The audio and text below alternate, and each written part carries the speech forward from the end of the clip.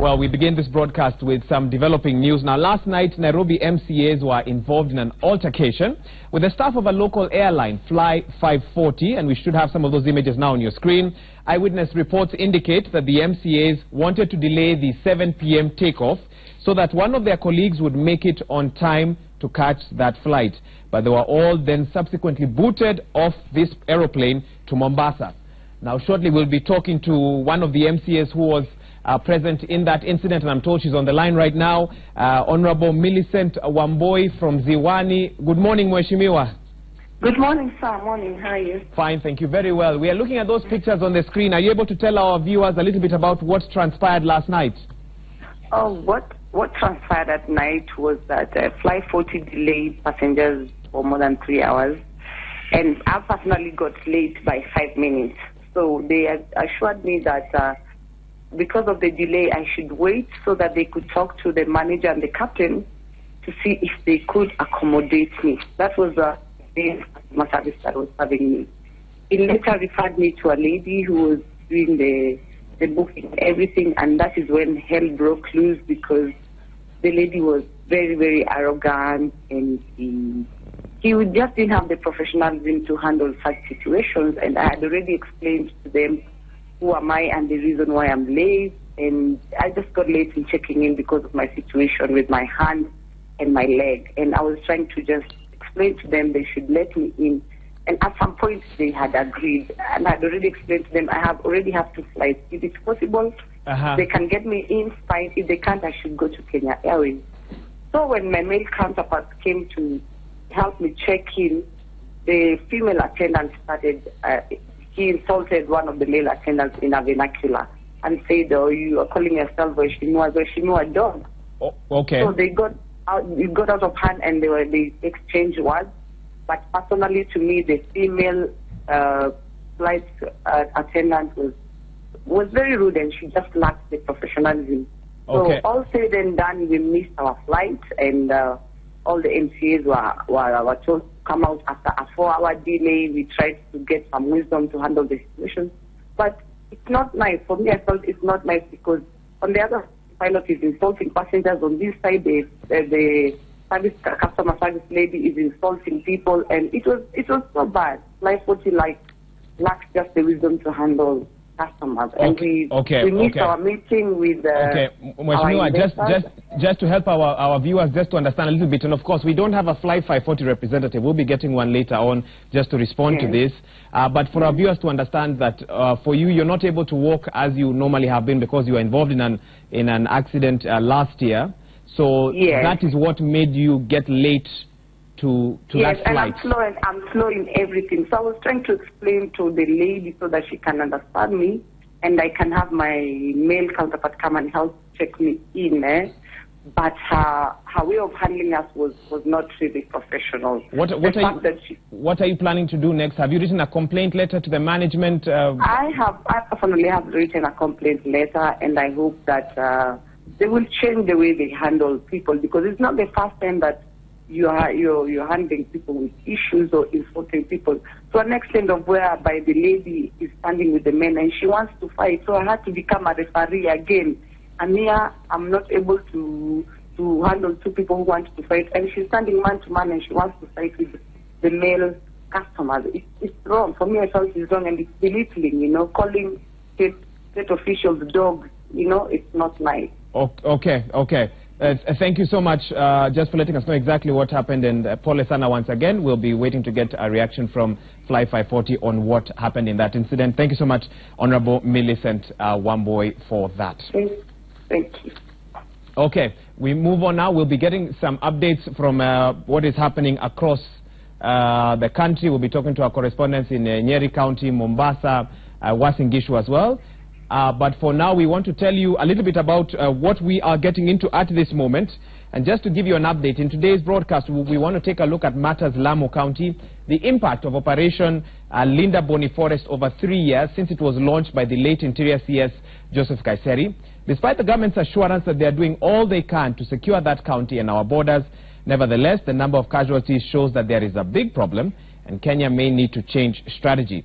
We host security experts in this program to find out what went wrong and what needs to change. And of course, joining us in studio to talk a bit about this is Mandera North Member of Parliament, retired Major Bashir Sheikh Abdullahi. Welcome to the program. And we also have Enoch Makanga. He's the Managing Director, Victor Security Consultants, and the Chair, Protective and Safety Association of Kenya, known as PROSAC. Welcome to the program as well. Thank you. All right, let's give you just some statistics, some background to what has been happening in Lamu County over the last 1 year since 2017. Are we able to take a look at those graphics? Okay, not yet, but what I have with me are statistics of suspected Al-Shabaab terror attacks in 2017. I have, in terms of major ones, I have a little over 10 of them. 31st of May 2017, 10 killed after their vehicles ran over IEDs in separate terror incidents. On the 27th of June 2017, 8 killed after a lorry, oh there we go. So 31st May 2017, 10 killed after their vehicle ran over IEDs in separate terror attacks. On the 27th of June 2017, 8 killed after a lorry was hit by an IED between Lamu West and Mangai. Let's show you a few others just for Kenyans to understand what has been happening in that part of the country. 5th July 2017, 3 police officers from the Pandanguo police post killed in terror attack in Lamu. On the 7th of July 2017, 9 people beheaded at Jima and Pandanguo villages near the Somalia border. That particular incident raising an international outcry, a lot of incidents by international media on the same. 13th of July, 5 killed in an incident, of course, that involved the late Public Works PS Mariam El Mawi. On the 18th of August 2017, 3 people killed at Maleli in Witu, Lamu West. Let's keep scrolling some of those. 28th of November 2017, 2 administration police killed in ambush along the Lamu-Malindi Road. On the 28th of December 2017, 2 people killed by suspected Al-Shabaab militants near Gamba area. And we keep going on. 13th of January, this is actually 13th of January 2018, not 2017. 1 killed, and of course police officers injured. This happened on Saturday, and it is the reason why we are having this discussion today, to find out what is happening, what went wrong. And I'll also be taking you to Mombasa County, because I believe our correspondent has something in regards to the same topic as well. Yes, let's just get that before we get a reaction from my guest here in studio. Asha, worrying statistics from Lamu County, and I know it has affected transport between Mombasa and Lamu. What can you tell us about the reactions of Mombasa residents, even matatu owners and bus owners, in terms of transporting people to Lamu County? Well, a very good morning to you, Wahiga.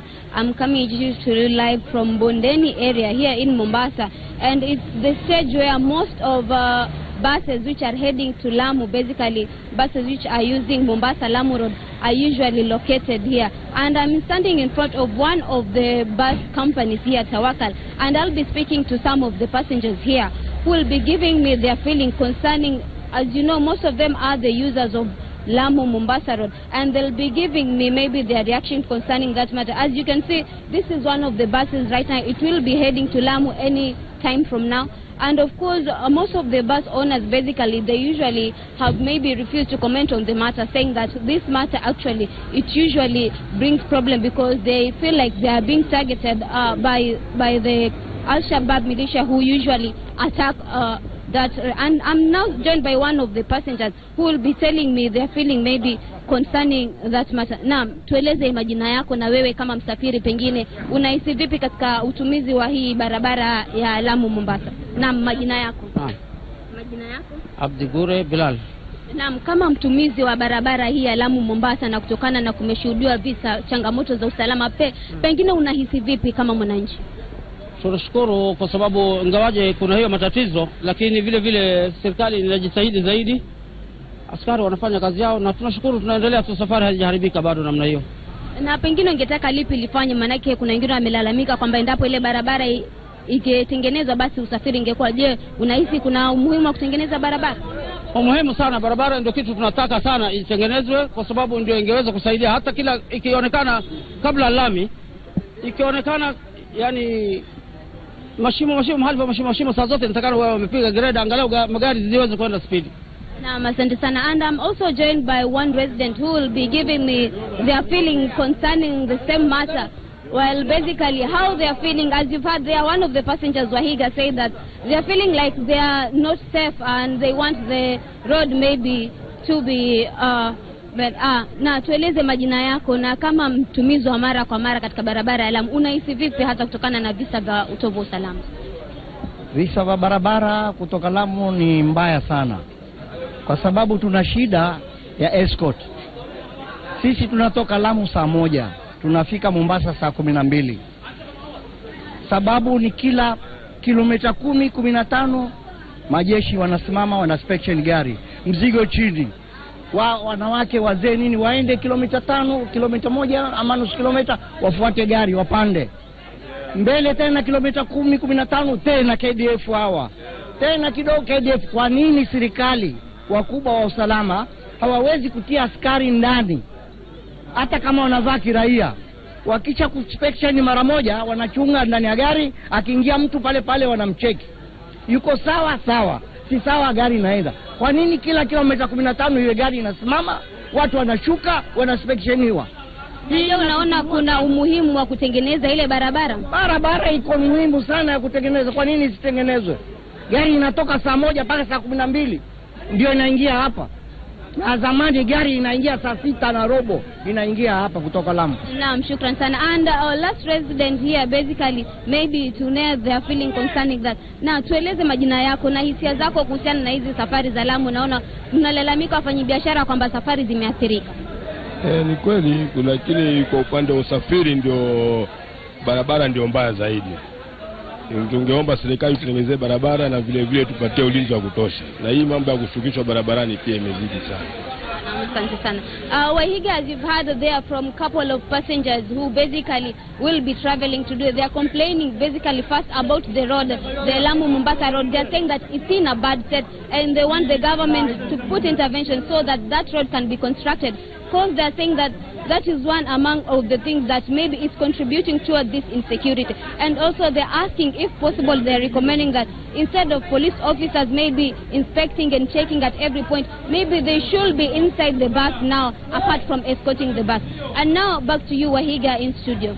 Well, thank you, Asha Bikidusa, just for letting us know the thoughts of travelers who use the Mombasa, who commute regularly rather between Mombasa and Lamu. Of course, key complaints they've raised is about the roads as well, but also the state of security, asking the government to intervene and sort out the challenges, between that particular stretch once and for all. Now, to broaden the topic and talk matters, the war against terror, let me reintroduce my guests once again. Joining me in studios, Mandera North Member of Parliament, Major Retired Bashir Sheikh Abdullahi, and next to him is Enoch Makanga, the MD, Victory Security Consultants, and the Chair of the Protective and Safety Association of Kenya. I want to find out from both of them what their thoughts are on how far Kenya is in winning the war against terror, both within and without our borders. Major, I'll start with you. Your thoughts, how far are we? Thank you. I think now it is 6 years since we went into Somalia, and 3 years since Operation Linda Boni also started. Certainly, when we evaluate in both operations, yes, we find that there are certain successes and of course certain failures as well. And of course they are not at the same rate, because when you look at the casualty rates since both operations started, it is more. So what we need to ask ourselves is, would it have been more if these two operations were in place, or will the casualties have been less if these two operations were not in place? In my own analysis is that, because I look at the statistics so far, the number of attacks, the number of casualties, what has been done, and certainly we have not achieved very much. Look at operations Linda Boni. A number of police stations have been abandoned. We just had passengers complaining they can't move from point A to point B. So does it mean Operation Linda, Boni Linda has sort of interfered with the normal way of life? Are people more safer than before? So these are some of the things that really the security agents need to ask themselves. Why will a police station be abandoned? Because there's the fear of Al-Shabaab. So how about now the public? What are they supposed to think? What are they supposed to feel? Let me come to you, Enoch Makanga. Same question to you. Where are we? The war against terror within and outside our borders. We've launched various operations. We constantly get assurances that all is well. The government is doing everything that they can to, to keep citizens safe. But truly, what's your assessment? I think I want to categorically say out of 10, we've scored 4. We've done very badly in terms of securing this country. And this is because of the policy makers, the guys who are on top. They are not security people. You can try any other ministry where you can take an outsider to come and become a minister for internal security. But when you pick somebody who has another background and you bring him in a security docket or a defense docket, I think you are creating a very big problem for this country, and that's where we are right now. Because if you look at the way my colleague has said, if you look at the boni operation, I think it's a big letdown. You've seen how the members of the public are complaining, and they are not security people. And you can see them saying very clearly, how can we be stopped 20 times from Lamu to Malindi? Why can these officers do the right thing? That means the guy who is on the ground, or the officer commanding Lamu division, is doing a wrong strategies. And that's now why we're having these problems. And what I can say is that... What is the right thing to you? You said they should do the right thing. What is the right thing? The first thing they're supposed to do is to find out where the problem is. The problem is the enemy is coming from the bush to attack the buses. Now, if that is the problem, then how do you stop the buses again on the road? Then you start now searching members of the public who are innocent. I mean, you are doing a wrong thing.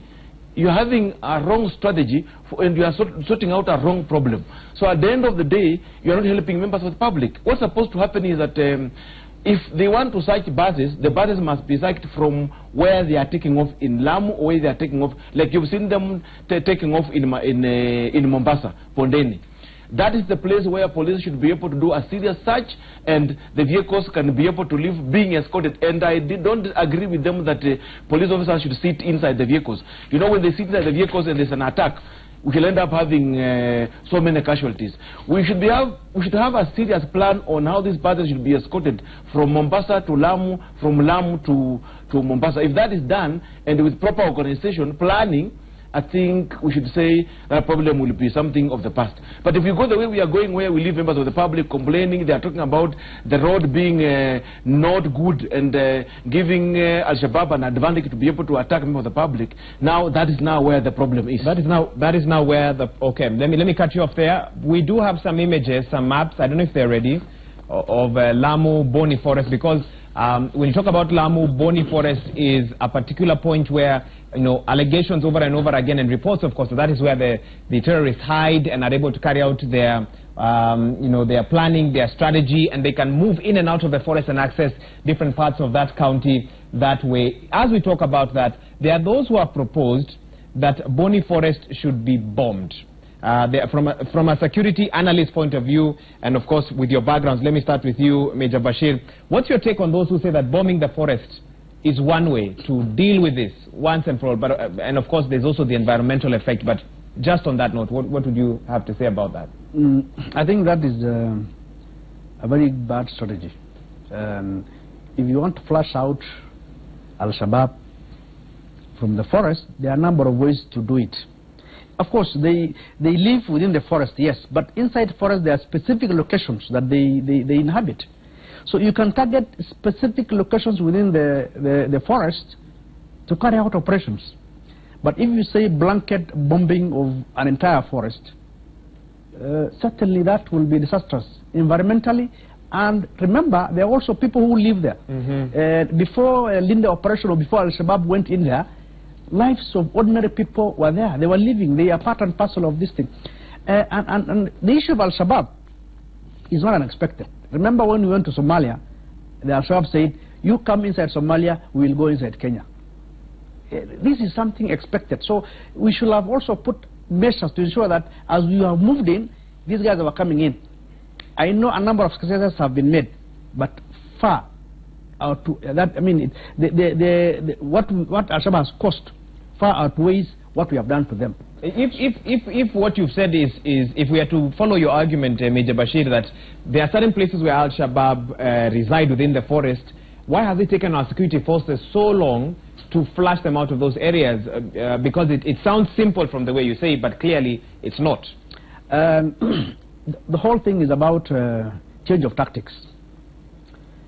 Trying to fight Al-Shabaab, the normal way of trying to fight bandits, will not work. Al-Shabaab are not ordinary bandits.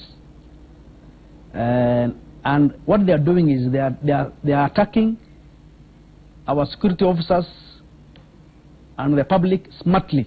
So we need also to go and attack them smartly. The whole thing is to do war of terror in a very smart way. In a smart way. In a smart way, not necessarily trying to go there with armored personnel carriers, all the kind of things. No, because these guys coming to attack. Remember, buses have been escorted. Their buses are attacked. The escort vehicles are attacked. How come you don't see any casualties on the Al-Shabaab who are attacking the escort team? An escort vehicle is burnt. Where are the occupants of that escort team? So it means they are attacking us smartly. So unless we also try to retaliate or attack them smartly, we will not win. Enoch, let me come to you. What do you think, and just to pick up with what the Major has said, what do you think police can do to rope in the locals more, make them more receptive, since lack of actionable intelligence has been termed as one of the main setbacks to the war against terror across the country? I'll give you a very good example of Uganda. I've been privileged to be part of the security system of Uganda for 4 years and fighting terrorism in Uganda. And Uganda used a very simple module. Police had to marry the public, and the public were able to give intelligence and information. That sounds quite radical. Yes.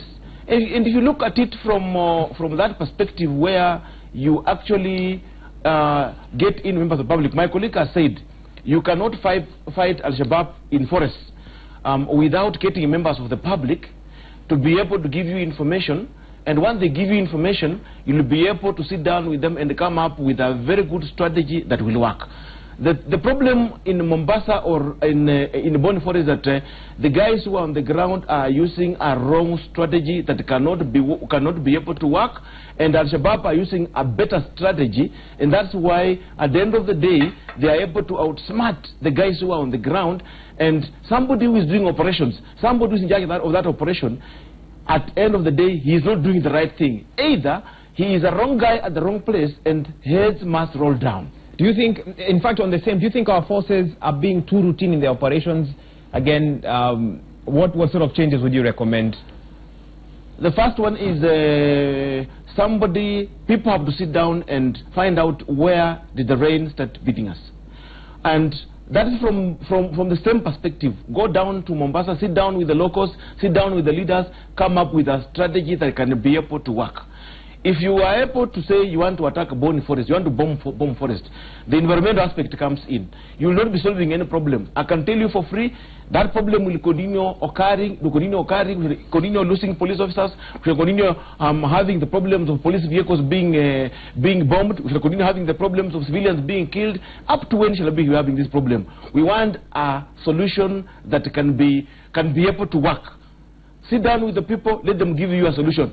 People on the ground they will tell you what's supposed to happen, what are the solutions. We cannot be able to give them solutions down on the ground unless you talk to the people on the ground. Okay. Well, a person has actually SMS'd us, and Major Bashir, I'll come to you just now. He says, please, I beg, I am in Lamu, whom situ uchomwe kabisa. That's the feeling of someone who is in Lamu, who says the terror that they've experienced, they are almost willing to overlook environmental effects and just have, you know, the forest cleared so that those who hide in there are no longer able to hide. Let me come to you, Major Bashir. You can react to that SMS even as we look at Kenya as a whole, especially the northern Kenya. We've heard a lot about attacks of police stations, attacks of communication masts. What does this say about the kind of enemy that Kenya is dealing with? I think the person who sent the SMS, I can feel his frustration. Okay. It's about saying that he's frustrated, so he just wants Al-Shabaab wiped out. The message is, please wipe out Al-Shabaab. That is the message. Once and for all. Yes, but remember, there are other places where there are no forests. In the northern Kenya belt, Al-Shabaab attacks every now and then as well. There are no forests as well. So it's not about forest cover, that if you diminish this forest, Al-Shabaab will be wiped out once and for all. No. What I see right now happening is that Al-Shabaab is trying to shift focus to Lamu area for a while. And this I can tell you for sure. After a while, it will die down a little bit and move to, again, northern Kenya belt. Do something, then the government or the security force will try to concentrate in what is happening in Boni, Lamu area, a lot of concentration. Then you leave the other part a bit bare. They will also go the other side. So it's about it's change of tactics. But the point is, let us wipe out Al-Shabaab. But you can't wipe out by just having bombs or something like that. It's supposed to be smart war. These are smart war that is supposed to be fought. I reckon that Al-Shabaab is an external aggression. The police are asked to deal with this case. Yes, we understand once they came in, the police are inside. They might not have that kind of capacity like the KDF do. So we look at, we have KDF across. Is it time that they come back this side on our border to safeguard at least their number of successes? You're talking about exiting Somalia. Yes, we need to have an exit strategy. Not exit strategy that coming back to the bases in towns, but pulling back and deploying within our borders so that you have a safeguard. Enoch Makanga, do you agree with that proposal? It's been very controversial. Some Kenyans say yes, that's the way to go. Others say no. We still need to make sure that there's an offensive approach rather than fully defensive. Of what's your take? As we have our guys across the side, I think my take is that we have enough equipment. We've got good trained police officers. We've got enough logistics. What is required here is just somebody sitting down, coming up with a workable strategy that will be able to flush out these guys at this forest. I can tell you for free, even if you say you ban that forest, these guys are still attacking Mandera. There's no forest in Mandera. They're attacking Karisa, as my colleague has said. There's no forest in... they will simply change. They will change the venue. So what we need to have is... let's have the guy who's in charge of that operation. Let him sit down. Let him not just be the boss who sit in an office and give orders. Go sit down on the ground. We have the police choppers that came around that were showcased by police that we've acquired new choppers. We want those choppers to be seen being used. We want to see some serious work being done at the cost of these guys being flushed out. I can tell you these guys can be flushed out. What is happening is that somebody somewhere is not doing his job. That's the truth of the matter. Okay. Somebody somewhere is not doing their job. Even as we wrap up this discussion, what sort of patterns can Kenya learn, or of course our institutions of security learn in terms of the terrorist movements, their operations? We have a lot of data. They've carried out many attacks. I mean, just looking at 2017, and we are showing you some of those graphics on the screen right now. And I'll start with you, Major Bashir, even as you give your last words. What sort of patterns, what sort of lessons can Kenya learn? Because from what I'm hearing from you two as security experts, the number of casualties that we have should not have been at that rate with the right strategy, the right tactics from early on. Yes. You know, Al-Shabaab, the attack has been happening late in the night and early hours of the morning. These are timings which our normal security forces don't operate as well. So until and when we mesh into those timings that these guys operate, we will be able to engage them. How come Al-Shabaab will attack a Safaricom mosque, for example, 2 a.m. in the morning, 5 in the morning they walk out and go back to their borders? Our forces will wake up in the morning to find out what has transpired. So the timings of attack of Al-Shabaab and our timings of response are not one and the same. They are concerning. Yes, so these guys attack in the night, early morning hours. Ours respond after the attack. So how can we meet with Al-Shabaab? So they also know that our timings and our routine of operations, they have already learned it. So there's no way, unless we change our way of operations. And the only way you can do this is to behave like Al-Shabaab, move like Al-Shabaab, hit like Al-Shabaab. I mean, target them the way they're targeting us.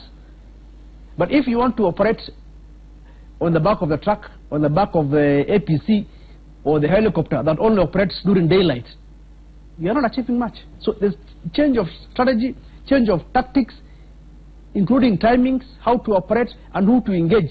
We also need to look at our recruitment policy. Look at 10 years, 15 years ago, how are we recruiting people?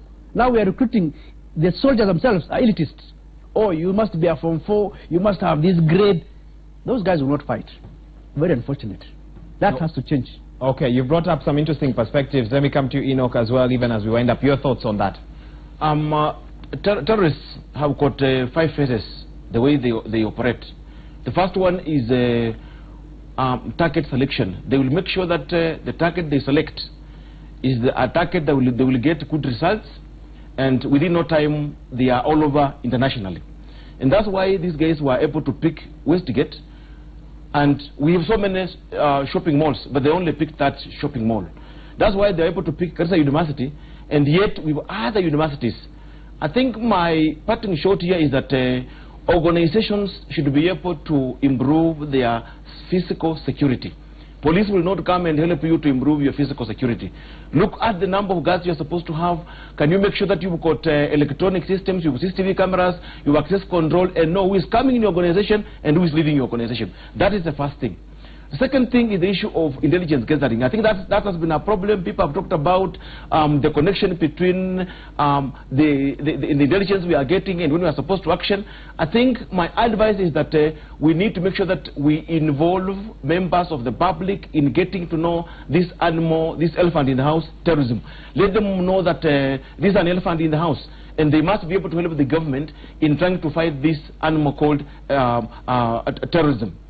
Lastly, with the issue of the Nyumba Kumi, we had this Nyumba Kumi initiative that was a very good initiative set out by the government, but I think the guys who were put there were wrong people. People who didn't understand how Nyumba Kumi could be able to help the government in achieving its goals in improving security. Look at Rwanda, look at Uganda. The Nyumba Kumi initiative has worked very well. Why can't we be able to get the right guys in the Nyumba Kumi initiative and be able to help the government be able to fight terrorism? If we're able to do that, I think terrorism we should be able to minimize, because we are closer to the enemy. These guys are near us, and if we don't, as my colleague has said, if we don't apply smart techniques, if we don't apply smart operational techniques, we shall continue being overtaken by events. We shall continue to see what we have been seeing in our headlines day in, day out. Of course, the message from the two gentlemen here in studio clearly is that the tactics, the strategy has to change if Kenya is going to win the war against terror. And Lamu residents are texting us, and of course really crying out to the government that do something, sort this out. This is some of their messages there. Somebody says, I'm a resident of Mpeketoni, and traveling in and out of Lamu has become a nightmare. We request the Linda Boni director to have the bush cleared near the road, like 1 kilometer from the road. That's Jane. Another person says, I'm at Lamu, clear the bush 2 kilometers along the way on both sides of the road. That might help. Another person here agreeing with you, Major Bashir, tell the government to remove KDF from Somalia, deploy them along Kenya-Somali border. Na mwingine pia, iko msitu wa Boni, ichomwe, ndio cases za Al-Shabaab zikome. Similar messages, it is very bad, it should be cleared. So the message, of course, from Lamu residents, deal with Al-Shabaab once and for all, and for some of them they are saying they're even willing to see part of the forest cleared if that is going to help. We certainly hope our security forces will have a different strategy in 2018, because by those statistics that we've played for you, 2017 in terms of the war against terror in that part of the country, although we know that there was a lot of good work by the security forces, nevertheless the incidents, the casualties, those who lost their lives in terror attacks, that is simply, you cannot excuse that. Something needs to happen, and it needs to happen immediately. On that note, we take a quick break. Thank you for your SMS feedback. You're watching Citizen Extra. We'll be right back. To my guest in studio, Asante Sana. And to you watching, we will be back shortly.